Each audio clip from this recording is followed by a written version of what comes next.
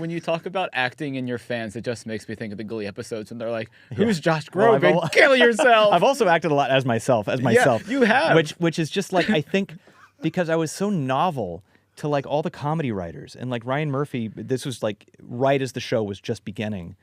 Really thought it would be fun to have me on the show as like just playing myself, but it was just like a bizarro version of myself, and I just thought it was so funny. It's such a like a funny, epic thing to have written into a show, and I was like, yeah, I like that. That's really funny.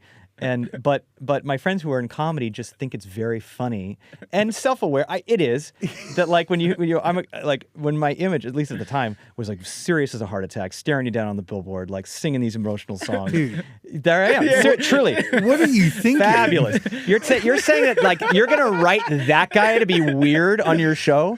That's comedy gold, and I know that, and so and being somebody that also knew that half of me had to be that guy, and half of me like loved the weirdest, like oddest humor, and really just wanted to be a goofball. Was like, oh my God, you're gonna give me the opportunity to still be me, but be me in a really weird way and have fun with it. Yes, all day. Yes, yes, yes. Because I was feeling actually really trapped by that. I was feeling like, you know, I was not really known for who I was. Like and I know that's, look, first world problems. Like I was selling so much and I was so grateful to have a career.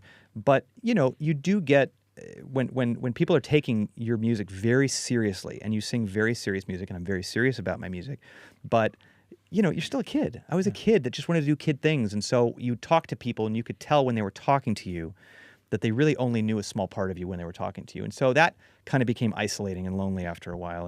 And so any chance I got to kind of do something to play myself up and almost kind of like punch that image in the face a little bit, totally. and be the one to tell the joke so the critic out there didn't have to say it, felt freeing for me. And I enjoyed doing it. And then I met a lot of great comedy people from it. And that was a win-win. Freeing, reclaiming your identity. Yeah, why not, you know? Are you aware that you're on the ceiling of an OBGYN exam Yes, room? I saw that TikTok. Yes, I am. That made me spit out my water. That's an odd. I would take it down.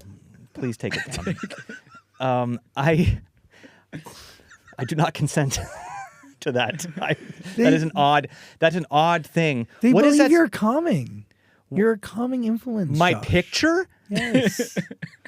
I mean, maybe play I have the a music. face for radio. Listen, this is my voice. Sure, if you want to, only by request. Look, I've had. I was on a subway, and there was a doctor sitting next to me on the subway in New York, and said, "Listen, I'm an anesthesiologist, and my patients really like you are one of our most requested artists to calm patients' nerves before they have to go under for heart surgery and things like that." Man, I loved hearing that. That was like, that is so nice. But if you're telling me like, you know, your face, without being requested, is the one we are using for people to look at before, you know, they get their gynecological exam.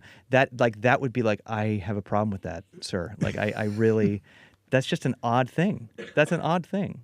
If I was known for my face, if I was like Fabio, you know, and everybody's like, "Oh, the face of Fabio." Who wouldn't be relaxed by seeing the flowing hair of Fabio above them? I could get it, but no, that's. I think it's probably taken down. Probably the glue at this point is probably worn off. Yeah.